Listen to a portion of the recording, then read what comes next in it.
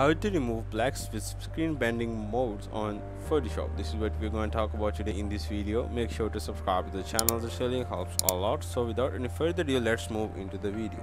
So first of all, what you're going to do is you're going to have a black image that you want to paste on the other image. So this is a black image with FDRS written on it, and I want to paste it on my layer without this blacks or on this. So what I'm going to do is I'm going to go to the screen mode, and then this is the blending option, and then over here I'm going to go on the screen mode. As I go to the screen mode, you will be able to see the FDRS written, but the black is not over here. So it is perfectly black, so it will blend completely with my object.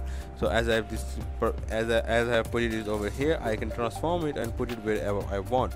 But if it is not perfectly black, then I have to go to the blending option. I have to select this layer, then I have to go to the blending option and then go to the levels. As I go to the level, I have to go to the perfectly black level for this one layer only, because I can move this up, and only for this layer these are the options for this layer only. So this is how I can apply blending option to my Photoshop object. This is all from the video. Make sure to subscribe to the channel. If you have any question, put it down in the comment section. Also don't forget to hit the like button. Thank you.